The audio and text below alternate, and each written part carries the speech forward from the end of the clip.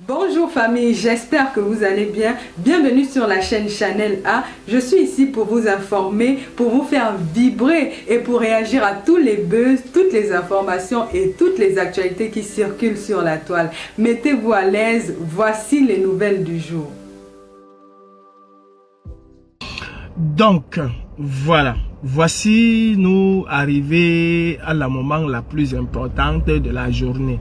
Donc, bref, écoutez, crève d'humeur, crève d'humour et passons aux vraies choses. Vous savez, nous combattons Biya pour sa façon de gouverner au Cameroun.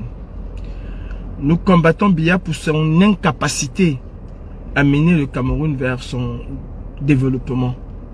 Nous combattons Biya pour l'incurie qui règne au sein de l'administration camerounaise.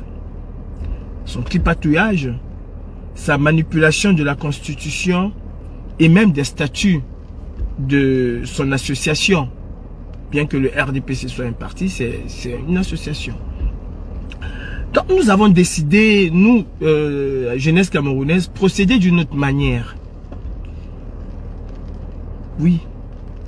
Combien de fois avons-nous marché dans les rues pour dire à Biya 40 ans c'est trop? Combien de fois avons-nous été dans les ambassades pour dire à Biya 40 ans, 30 ans, 25 ans c'est trop? Avant nous, il y a eu nos aînés qui étaient là et qui répétaient inlassablement la même chose à Paul Biya. En lui disant, c'est trop, it's enough, libère la place. Là, nous allons vers une élection présidentielle probablement en octobre 2025, si la constitution est respectée, parce que Biya peut, n'est-ce pas, prolonger son mandat, hein. Rien ne nous étonne venant de lui. Nous allons vers une élection présidentielle en 2025. Pourquoi? Pour avoir au sommet de l'État une alternance. Nous prenons tous l'alternance au sommet de l'État. D'ailleurs, ça participe aussi à l'éclosion et du développement d'un pays. Donc, pendant 2 mandats, mes pères, les membres de la brigade anti-Saladina, m'ont confié les règnes de notre association. Et les statuts de la brigade anti-Saladina sont très clairs. Pas plus de 2 mandats. J'ai fait les 2 mandats. Le premier mandat, j'avais comme vice-présidente choisi à l'unanimité des membres de la brigade anti-Saladina une dame, je donnerai juste son prénom, Rachel, qui a été à mes côtés pour la première mandature et prônant une nouvelle façon de faire au Cameroun. Au deuxième mandat, elle a décidé de ne pas se présenter. Et c'est ainsi que fils du planteur s'est présenté avec d'autres personnes bien sûr et il a été plébiscité comme vice-président de la brigade anti-Saladina. J'arrive au terme de mon mandat. L'assemblée générale de la brigade anti-Saladina est convoquée pour le 15 février 2025 et c'est de tout temps, c'est de tout logique et avec beaucoup de joie au cœur que je cède ma place de président de la brigade anti-Saladina à celui que les membres de la brigade anti-Saladina choisiront. Il y a des candidats qui sont en lice. Je pense que le vice-président, a quand même assumé ses fonctions à la hauteur de ce que nous attendions de lui. Et il se présente comme président de la brigade anti-Saladina. Je ne pourrais que lui apporter mon soutien, tout en laissant le libre choix aux adhérents de la brigade anti-Saladina de choisir en leur âme et conscience la personne qui va porter le mouvement plus haut. L'équipe sortante a fait de son mieux. Est-ce qu'il y a eu des lacunes? Oui. Est-ce qu'il y a eu des choses qui ont été bien faites? Je pense, oui, il y a eu des choses qui ont été bien faites il y a aussi eu quelques erreurs.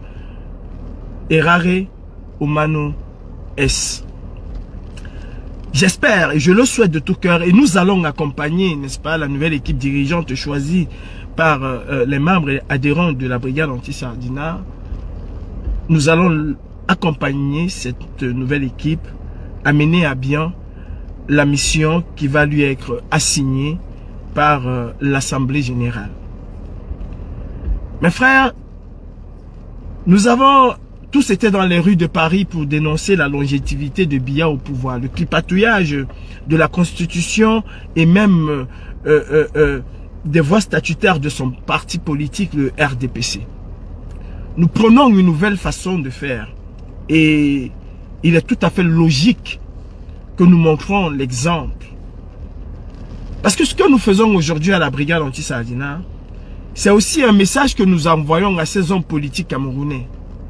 Quand je parle d'hommes politiques, sans exclusivité et sans exception. Pour leur dire que nous voulons un pays où les statuts de nos associations ne doivent en aucun cas être modifiés parce qu'un tel ou un tel souhaite se présenter ad vitam aeternam. Où la constitution camerounaise ne doit pas être modifiée au gré des intérêts d'un seul individu. La démocratie aussi, c'est ça. C'est de respecter les choses déjà établies. Ne pas les changer à sa guise pour ses propres intérêts. Donc, de bon ton et avec l'esprit apaisé, je laisserai la présidence de la brigade anti-Sardinat à une nouvelle équipe dirigeante. Quant à moi, je suis appelé à faire valoir mes droits ou alors à faire valoir mes fonctions ailleurs. Mes qualifications, même pas mes fonctions, mes qualifications ailleurs.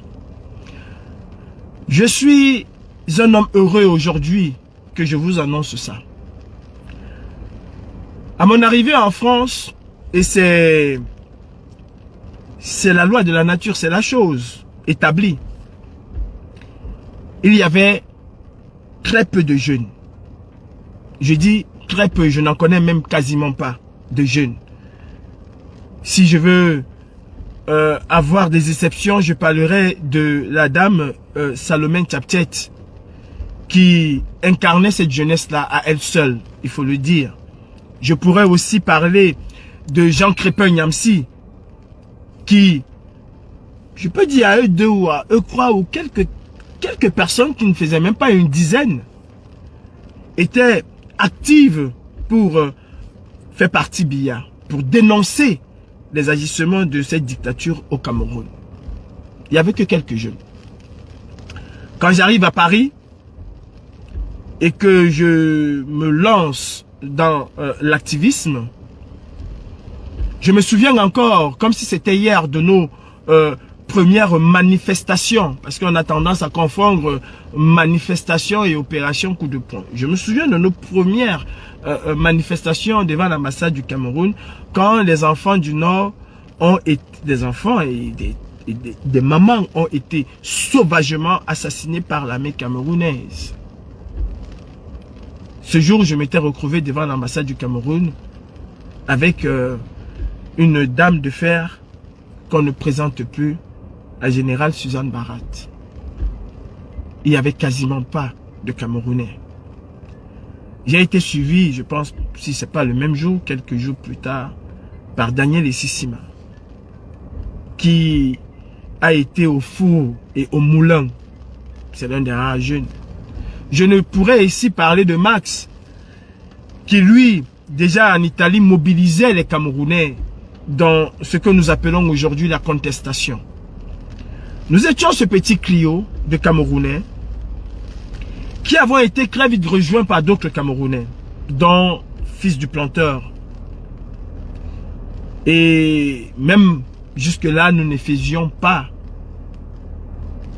nous ne remplissons pas les deux mains cette jeunesse active. D'aucuns se sont moqués de nous. Et j'en suis sûr que parmi les combattants aujourd'hui, il y en a qui se moquaient de nous. Parce que quand nous faisions des lives à cette époque-là, ce n'était que insultes et mépris. Mais nous avons su faire face à cela et aller de l'avant. J'ai apporté dans la lutte de libération du Cameroun une nouvelle façon de faire. Qu'on m'aime, c'est une chose. Qu'on ne m'aime pas, c'est une chose. Mais on ne peut pas effacer cette histoire. Les opérations coup de poing d'envergure. La confrontation directe de ce régime dictatorial. J'ai apporté cette façon de faire. Ce dynamisme, ce courage, cette hargne de combattre Biya avec toute la sincérité et tout ce que nous avons au plus profond de nous. Toutes les choses que nous avons au plus profond de nous.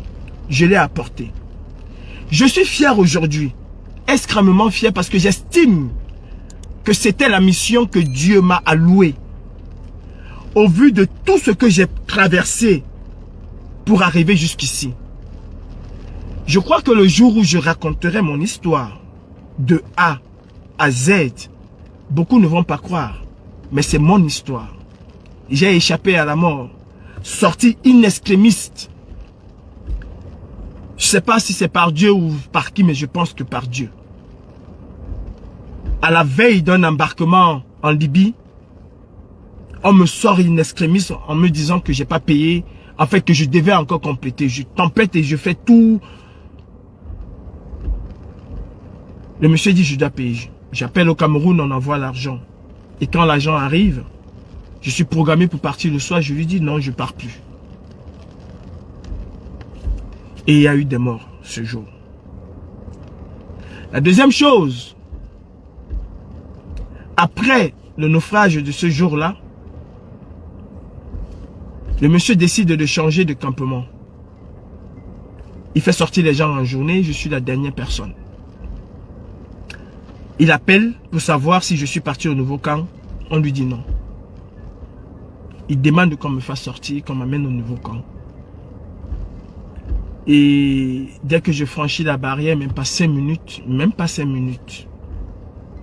la police libyenne fait irruption et embarque tout le monde.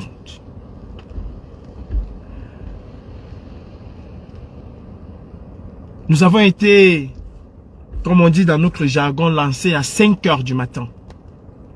Quand on nous lançait, ceux qui ont voyagé avec moi sont témoins. Le musée m'appelait la prière. Quand on nous lançait. Presque 2 heures de temps après, nous étions déjà escortés. Je ne vais pas rentrer dans les choses que j'ai pu faire pour sauver la vie de mes compagnons. Ouais. Je l'ai fait moi. Pendant que tout le monde se cachait, j'ai pris mes responsabilités et j'étais l'interlocuteur avec le petit bateau qui est venu nous chercher. D'ailleurs, c'est moi qui leur demande et qui leur ordonne de nous récupérer parce que sinon, ils vont assister à un massacre. Ils vont assister à un naufrage terrible. Il faut le dire que notre bateau prenait déjà de l'eau depuis le début, depuis notre lancement. J'ai porté sur ma tête les enfants d'une personne que je ne connaissais ni d'Adam ni d'Ève et qui est là sur les réseaux sociaux tous les jours. C'était déjà prémonitoire de ce que j'allais faire en France avec le combat camerounais. Je ne parlerai pas ici de cette personne que je ne connaissais ni d'Adam ni d'Ève, que j'ai vue pour ma première fois à Bamenda et qui a été d'un soutien immense pour moi. Donc c'est pour vous dire que ma route a été certes semée d'embûches, mais a aussi eu des grandes ouvertures. Aujourd'hui, je suis fier. Je suis fier qu'une jeunesse camerounaise s'est mis vent debout contre Biya. Et j'en suis un des précurseurs.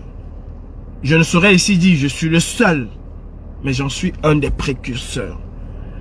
Et si je vais être complet, quand je parle de cette jeunesse, je citerai au tout début Croanon, Marc Seigneur Ivoire, Daniel Essissima et Calibri Calibro. Nous sommes ce trio de jeunes qui avons donné la hargne de ce que on voit aujourd'hui. Quand vous voyez des gens dans les rues de Paris, dire que Biya va partir, c'est l'émanation de ce trio de personnes. Nous avons été suivis quelques semaines après par Fils du Planteur et bien d'autres. Mais il faut le dire, la base. Et ça, c'est quelque chose qu'on ne peut pas effacer.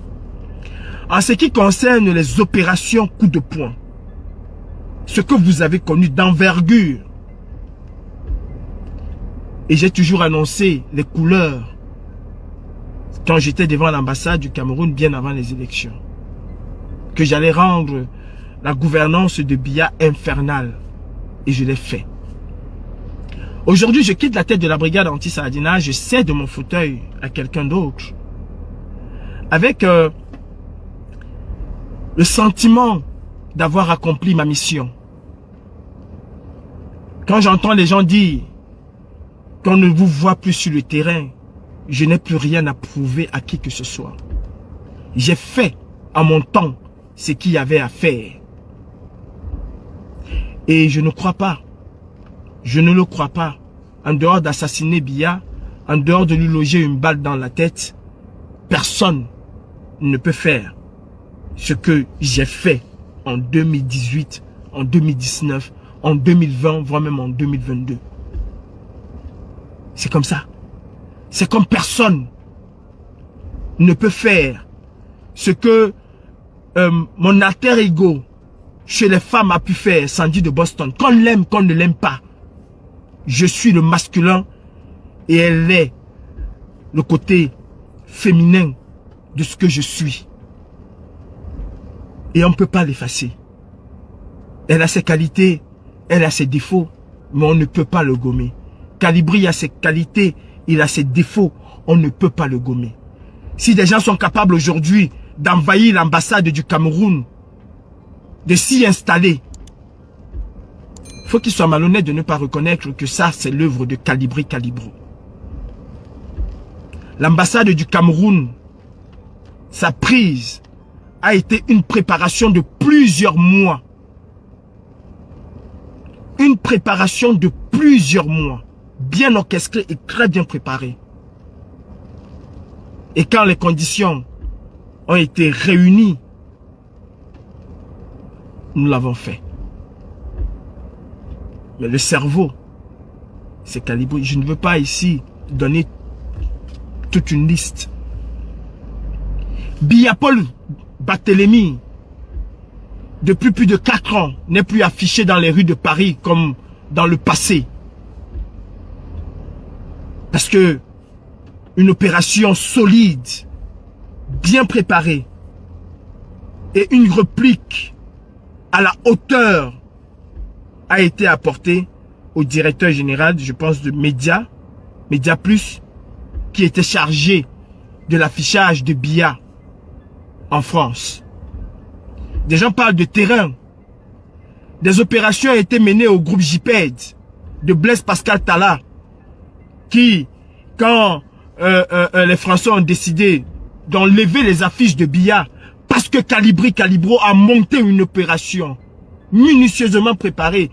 Je ne dis pas que j'étais seul, mais la tête pensante de cette opération, qu'il fallait y aller et qu'il fallait exiger qu'on enlève les affiches de Biya dans les rues de Paris, c'est Calibri Calibro. Et nous l'avons fait. Depuis 4 ans, Biya n'est plus affiché dans les rues de Paris. JPED de Blaise Pascal Talla a essayé.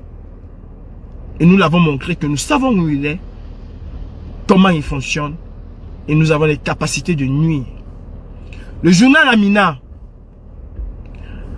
a essayé aussi à son tour avec Chantal Biya. Et là, c'était les femmes de la brigade anti-Saadina, Suzanne Gathieu et d'autres qui ont mené l'opération. Les gens ne l'ont même pas vu sur les réseaux sociaux. Ce ne sont pas tout qu'on poste parce qu'il faut poster. Je n'ai plus rien à prouver à qui que ce soit, excepté à moi-même. La brigade anti-Saadina a fait annuler la CAN au Cameroun, a participé à l'annulation de la CAN au Cameroun. D'abord en se rendant à Paris, au sommet de la FIFA, nous avons été introduites au cœur même de ce sommet. Et nous avons fait nos doléances. Ensuite, en entrant au conseil d'administration de Total, quelques jours avant l'annonce de l'attribution ou non de la CAN au Cameroun. Et les résultats ne se sont pas fait attendre. Nous avons été à la Standard Chartered Bank. Et le même jour, nous avons annoncé les produits, les fruits de ce produit. L'annulation de la dette que cet établissement bancaire devait octroyer au Cameroun. La liste est loin d'être exhaustive. La brigade anti-Sardina est un état d'esprit. Je l'ai toujours dit et je l'ai défendu. Ce n'est la propriété de personne. La basse n'est la propriété de personne. Je me suis battu sur 2 fronts. Le premier contre Robert Wanto. Et que jusqu'ici, j'ai toujours remporté. Le deuxième, je dois malheureusement le citer, même s'il n'est plus dans le combat, contre El Chenou. Quand il voulait aller de ville en ville, de pays en pays, installer la brigade anti-Sardina. Quand il voulait faire en sorte que pour pouvoir créer une brigade anti-Sardina, il fallait passer par lui. Je me suis toujours opposé à cela. Et cela a aussi été une réussite. Je me suis opposé au général Wanto. Quand il a voulu ostraciser Mado Keraro parce qu'elle avait légalisé une basse, je lui ai dit, elle en a parfaitement le droit de légaliser une basse. Et d'ailleurs, vous vous souvenez que j'ai appelé des milliers de Camerounais à travers la diaspora, chacun où il est, à pouvoir légaliser sa brigade anti-Sardina. Au moins, nous aurions sur le terrain une véritable armée de présidents de ces organisations-là. Si le but tant recherché est de faire tomber la dictature de Paul Biya. Je sais de mon fauteuil de président, mais je resterai vigilant. Pas par rapport à la nouvelle équipe dirigeante. Je n'ai absolument et strictement rien à leur dire. Ils seront élus, ils auront un mandat, ils auront des prérogatives qui vont avec. Et je ne serai qu'un simple adhérent, voire membre. Mais quant à ces aînés qui ont décidé pourrir le combat, je serai impitoyable et incrétable vis-à-vis d'eux. Moi, Calibro, je n'ai jamais eu peur de quoi que ce soit dans ma vie. Et cela n'est pas près d'arriver. J'aime jouer avec le feu. J'aime jouer avec la mort. Oui, je n'ai jamais eu peur. Je pense que vous connaissez assez mes qualités. À vous les jeunes qui allez participer aujourd'hui à ce simulacre d'assemblée générale organisée par le destructeur de la révolution camerounaise, Robert Wafo Wanto. C'est une honte pour vous. Parce que vous dites combattre Biya contre ces mêmes choses. Imaginez-vous demain que Atangandi décide de créer un nouveau MRC. Qu'allez-vous dire? Qu'il en a les qualités ou vous allez contester cela? Il a essayé de le faire avec Cabral Libi. C'est allé jusqu'au tribunal. Et vous étiez vent debout contre cela. C'est-à-dire vous combattez Biya et vous utilisez les mêmes méthodes que Biya. Vous pensez que vous envoyez un message aux Camerounais. Mais non, vous n'envoyez pas un message aux Camerounais. Vous faites au contraire peur aux Camerounais. Parce que la renaissance, c'est la souplesse. C'est une nouvelle façon de faire les choses. C'est une nouvelle vision. C'est le respect des choses.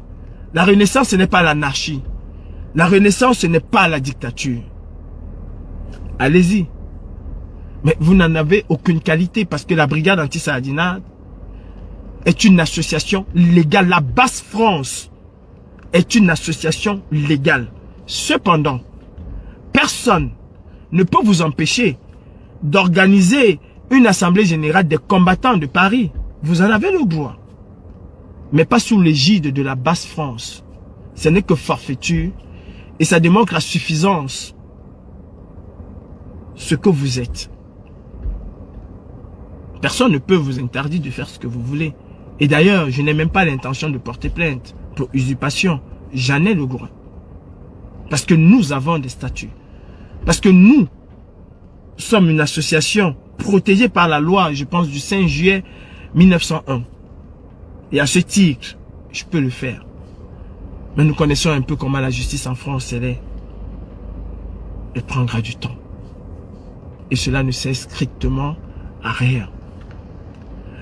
Donc, mes chers frères, il est aussi temps de demander, comme on le fait avec Paul Biya, de demander à Wafo Wanto Robert de respecter les statuts du CCD. Et si jamais ces statuts ont été modifiés plusieurs fois, de revenir au statut de base.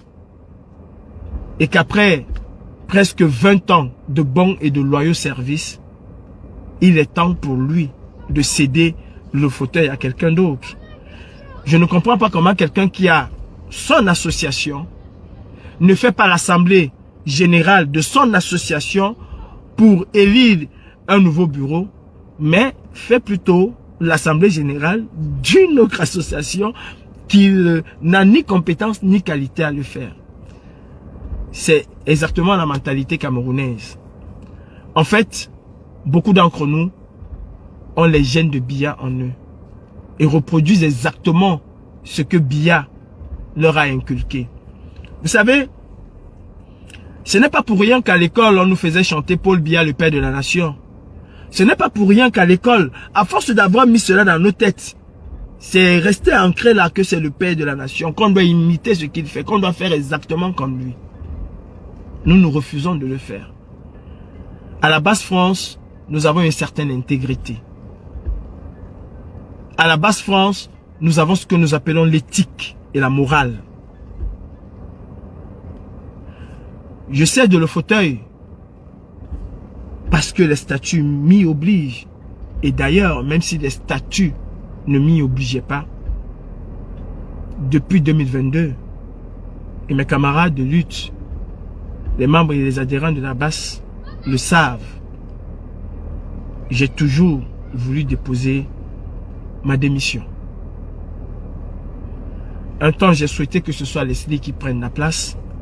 Elle a décliné parce qu'elle avait beaucoup de charges.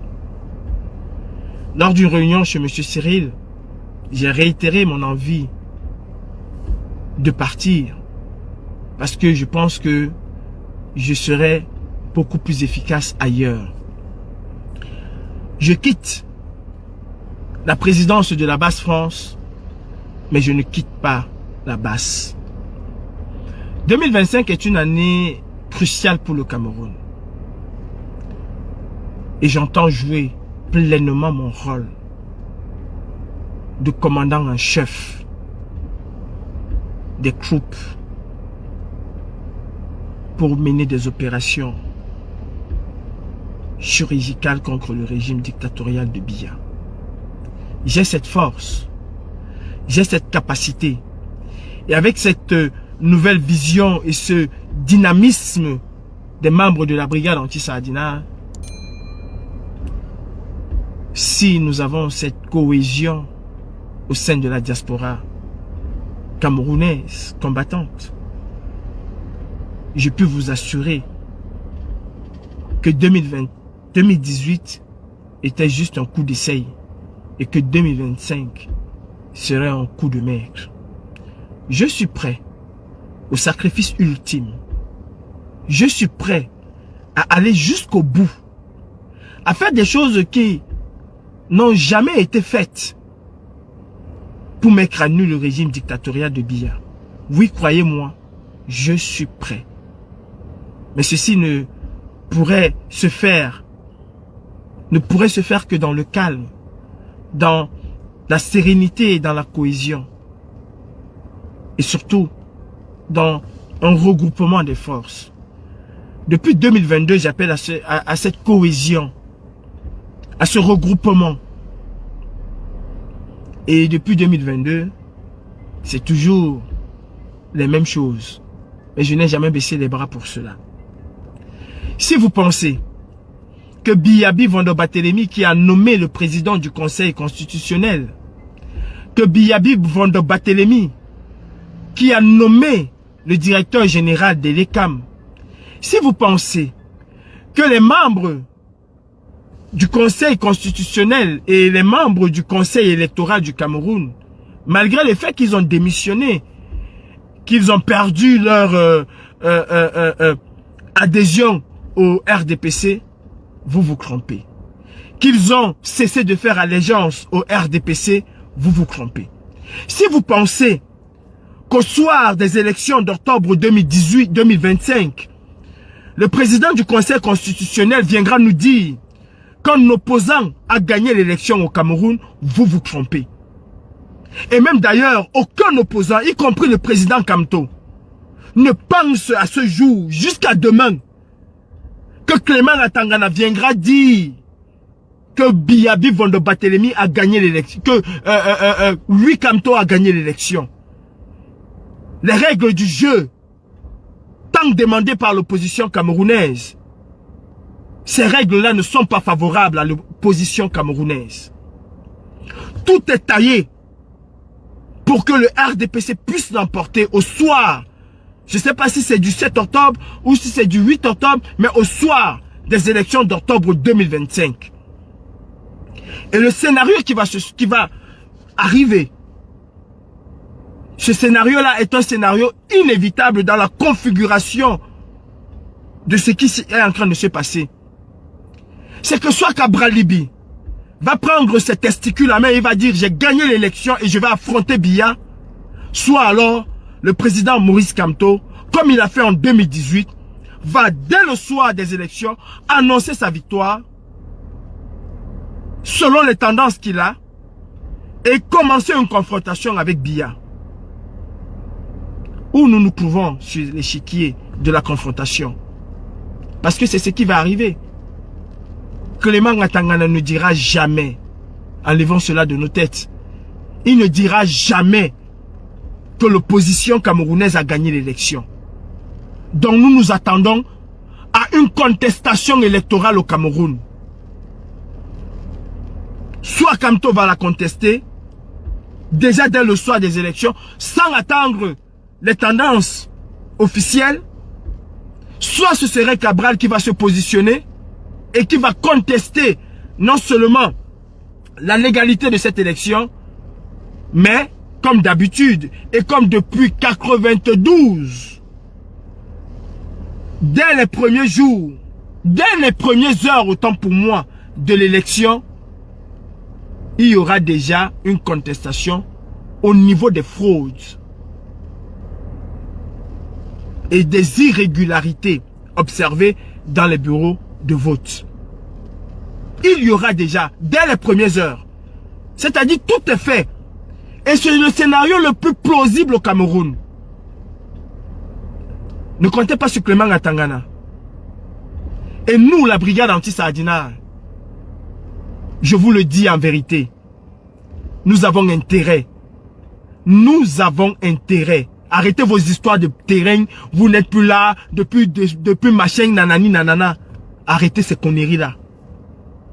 Des non-nèmes à qui vous demandez souvent l'argent et qui viennent cotiser, vous les appelez les combattants. Ils sont sur le terrain avec vous? Non, ils n'y sont pas. Ne sont-ils pas des combattants? Parce que quand vous prenez leur argent, ils sont des combattants à ce moment. Vous savez, la lutte, elle est multiforme. La lutte, elle est multiforme. J'ai été séquestré ici, des députés. Avez-vous déjà un seul instant vu ces vidéos sur les réseaux sociaux? Non. Alors que j'ai fait irruption dans leur permanence parlementaire et j'ai fait un vrai saccage là-bas. J'ai fait un vrai bordel là-bas. Mais vous n'avez jamais vu Vous n'avez jamais vu une de ces vidéos. J'ai été voir des personnalités françaises dans leur propre domicile. Ça, c'est reconnu par la DGSI. Hein. Je n'invente pas des histoires. Je vous parle d'un rapport de la DGSI qui reconnaît des choses que j'ai faites parce que la police a été appelée et comme je connais mon timing, je sais quand j'arrive et quand je pars. On ne m'a jamais arrêté, je n'ai jamais publié les images, la personne n'a pas porté plainte et c'est resté comme ça. Mais sauf que l'État sait que Calibri était chez telle personne. Vous avez vu des images? Non. Nous l'avons fait pour le Cameroun et pas pour nos gloires personnelles. À la brigade anti-Sardina, à la Basse France, nous avons fait des choses que le grand public n'est même pas au courant. Si c'était pour nos gloires personnelles, nous allons les exhiber tous les jours. Il y a des choses que je ne peux pas exhiber aujourd'hui. Parce que je sais qu'une plainte peut en découler derrière le lendemain. Mais quand même, on l'a fait. Je ne suis pas un con. Je disais tantôt. Et croyez-moi, si nous sommes dispersés, alors ceux qui prônent la division au nom de « on vous a chassé sur le terrain » sont les véritables traîtres. Et au soir du 7 octobre, ne pensez pas que vous allez appeler un Camerounais à lui dire « on va aller casser les ambassades, venez, sortez de chez vous, regroupement ». Personne ne viendra. Parce que nous avons tout fait pour que les gens ne puissent pas sortir au soir de l'élection présidentielle de 2025. Alors que ça boue, alors que ça gronde, alors que les Camerounais ont envie d'en découdre. Qu'est-ce que nous, la Basse, faisons? Et quand je parle de Basse, je ne parle pas de Basse France. Chacun prône sa supériorité là où il est. Chacun prône son hégémonie où il se trouve. La Basse a été une force parce que nous avons su être un groupe. Parce que nous avons su se déplacer en masse en tant que groupe, pas en tant qu'individu. Pour se retrouver à Rennes, pour se retrouver à Lyon, pour se retrouver à Genève, pour se retrouver à Berlin, pour se retrouver à Bruxelles. Nous avons toujours été un groupe, malgré nos désaccords. Et si nous ne pouvons pas réitérer cela et essayer d'aller loin en 2025, je peux vous assurer que Biya et son équipe de campagne boivent du petit lait. Parce qu'ils savent ce qui va en découdre. Pouvons-nous encore oser mettre 5000 personnes dans les rues de Paris? Est-ce qu'on peut le faire? Non, on ne peut pas le faire. Parce que les Camerounais ont besoin de voir quelque chose de nouveau. Les Camerounais ont besoin de voir un nouveau dynamisme qui va leur pousser à aller affronter ce régime dictatorial. Mais non. Nous faisons justement le contraire. Et alimenté par un seul individu. Un seul individu. Pour sa gloire personnelle. De président, directeur général de toute la révolution camerounaise. Après lui se levant. Avant lui, il n'y avait personne. Si Oumniobé avait cet état d'esprit, c'est que l'UPC n'a pas conquis l'Afrique. Si Oumniobé avait cet état d'esprit, c'est qu'on ne parle pas de la lutte post-indépendance au Cameroun. Mais ils ont pensé qu'il n'était pas indispensable. Seul Robert Wanto Wafou est indispensable dans la lutte camerounaise. Je suis Calibri Calibro. Je ne me lance pas les fleurs. J'ai la compétence de mes compétences. Je ne suis pas une mauviette. Même devant le juge qui pouvait me condamner, je lui ai dit que s'il fallait encore refaire les mêmes choses à l'ambassade du Cameroun, je le referais. Je n'ai jamais demandé pardon pour avoir arrangé l'ambassade du Cameroun. Je n'ai jamais demandé pardon et jamais je ne demanderai pardon.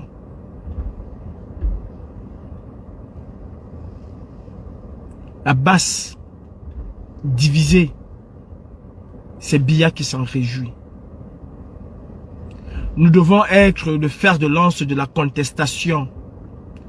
Le président Kamto en 2018, quand il a lancé son fameux cri de « j'ai marqué le penalty », Il ne s'attendait pas à un mouvement aussi puissant que la brigade anti-Sardina. À une réaction active. Et quand il a vu cette réaction active, il s'est vu pousser des ailes, le président Kamto. Il s'est vu pousser les ailes. D'ailleurs, nous l'avons honoré de la plus grande des manières. Et vous ne pouvez pas l'effacer. Nous avons exigé au président Maurice Kamto de venir en diaspora et d'être porté en triomphe comme un chef d'État. C'est l'appel, chez Madame Suzanne Gathieu, c'est l'appel de la Basse-France. Et le conseiller nous a répondu en nous disant, je vous ai écouté, je vais pour un procès, mais je reviendrai. La Basse-France reste et restera. Elle ne serait pas forte dans son coin isolé. La Basse-UK ne serait pas forte dans son coin isolé. La Basse-Belgique non plus, la Basse-Allemagne ou Italie. Nous allons puiser notre force dans notre capacité à nous assembler et à ne faire qu'un seul bloc, comme nous l'avons été à Genève. Aucune basse n'est forte toute seule. Elle peut mener des coups d'éclat, peut-être. Mais est-ce que Biya aurait peur des petites poches isolées? Vous savez, pour arriver à affaiblir d'une certaine manière la résistance aux nozo, Biya a compris, comme il a toujours compris, qu'il fallait diviser. Et c'est ce qu'il a toujours fait. Pour anéantir l'UPC, ils ont créé plusieurs UPC. Ils ont créé des conditions pour que plusieurs UPC puissent se créer. Pour casser l'UNDP, ils ont créé des conditions pour faire exploser l'UNDP. Ils ont créé des conditions pour faire exploser l'UNDP. Qui est parti avec, je pense, si je me souviens, l'ADD ou c'est l'ADN de Samuel Ebois, je ne sais pas comment s'appelait son parti. Et la NDP de Issa Chiroma et l'autre. Tous les partis au Cameroun qui ont essayé à un moment de vouloir donner la réplique. Vous l'avez même si bien dit que Biya a inséré quelque chose dans le MRC pour faire exploser d'une certaine manière, même si ce parti a su rester un bloc, mais il y a eu des remous dans ce parti. Et c'est ça, Biya. Alors mes frères, ne pensez surtout pas, c'est une grosse erreur de se bomber le torse en disant « Je suis tel basse et je suis fort ». Non. Biya a toujours su régner dans la division. Je vous ai pris l'exemple de quelques partis. D'ailleurs, même le parti de Cabral Déby s'est vu sectionner. Un parti d'Atangandi et un autre parti, comme ils ont l'habitude de faire. Créer des conditions de véhénité entre les uns et les autres. Se nourrissant de cette jalousie innée que nous avons, de ne pas reconnaître les qualités de l'autre, de toujours challenger l'autre, alors que chacun a sa compétence à lui, a ses qualités à lui. 2025, c'est demain. Et si nous ne préparons pas 2025 aujourd'hui, nous sommes morts. Robert Wato, pour le moment, les Camerounais te regardent et ne te disent rien. Mais ne crois pas que ce serait le cas après 2025. Parce que si nous allons tel que nous sommes en train de partir là, nous allons lamentablement échouer face à Biya. Il y a une chose de voir 5000 personnes dans un live. Mais il y a une autre chose, surtout en matière de contestation électorale, de voir les mêmes 5000 personnes envahir les rues. Tout simplement parce que nous n'avons pas su convaincre les gens. Tout simplement parce que nous n'avons pas su à un moment redonner une nouvelle force, une nouvelle impulsion à notre lutte. Nous sommes restés dans nos guerres stériles. Quand je vois des gens me dire que j'ai fui le terrain alors que c'est les mêmes personnes que à chaque fois que tu as appelé qu'il y a une opération que vous avez programmée, il te dit oui j'arrive. Ah non, c'est que j'ai la marchandise à aller prendre à gauche à droite et il n'a jamais été. Et c'est lui qui vient te parler du terrain. J'ai toujours été sur le terrain. Et j'ai toujours été en première ligne. J'ai toujours affronté. J'ai jamais été derrière. J'ai jamais été général, président, directeur qui fait la circulation quand les gens sont en train de se battre. J'ai jamais été ce genre de général-là. J'ai toujours été au front. Mes chers frères de la basse France, réunissons-nous le 15 et apportons notre confiance à ceux qui vont porter haut les responsabilités de la brigade anti-sardinade. Je ne saurais finir ce live sans avoir une pensée pour quelqu'un qui a, je dirais, sémé les germes de ce combat. Abdulaziz Moundé Dibane. Celui-là qui m'a fait quitter de Calais et qui m'a permis de me lancer dans la lutte après avoir écrit au CCD qui ne m'a jamais répondu en février 2018. Quand j'ai écouté l'appel d'Abdulaziz Moundé Dibane, j'ai dit que c'était le temps pour moi d'oublier mon existence et de me lancer dans ce combat. Abdulaziz Moundé a toujours été franc et direct. Il a été sur tous les fronts. Intellectuellement, est-ce que cela ne fait pas de lui un combattant? Ou parce que pour que Abdulaziz Moundé soit un véritable combattant, il aurait fallu qu'il soit sur le terrain? Chacun a sa façon de combattre. Il a été jeté à la vindicte populaire comme on sait le faire dans cette révolution. Quand on n'est pas d'accord avec quelqu'un, la seule chose qu'on a à faire, c'est de le salir. C'est le dénigrement, c'est la calomnie, c'est la diffamation, c'est l'insulte, c'est le rabaissement. C'est pointer du doigt en traitant la personne de traître.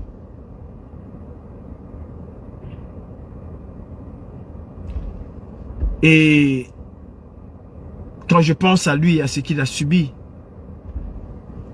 beaucoup de gens ne savent pas que ce grand frère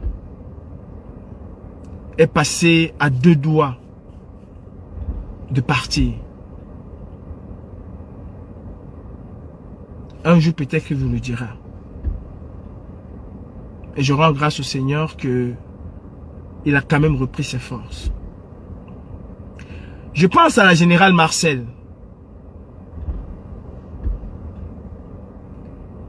Cette femme qui a aussi été traînée dans la boue et traitée de tous les noms. Force et courage à vous. Vous savez, ce que chacun de nous a fait dans ce combat est indélébile. Sauf les personnes de mauvaise foi voudront faire croire le contraire. Et voudront essayer de gommer. On ne peut pas gommer l'histoire. Je demeure et je reste un combattant actif. Un combattant actif. Et très actif. Sauf qu'il y a un temps pour les opérations coup de poing. On ne les fait pas à tue-tête et dire qu'on a fait. Il y a un temps pour les opérations coup de poing. Il y a un temps pour la sensibilisation. Le temps des véritables opérations pensées est arrivé. Je ne parle pas des contestations devant l'ambassade. Non. On peut faire mieux. On peut faire bien. Et on peut faire pire. Et là, je suis présent. Là, je le dis encore une fois, je donnerai ma vie. Je sais les monter, ces opérations. Je sais les monter.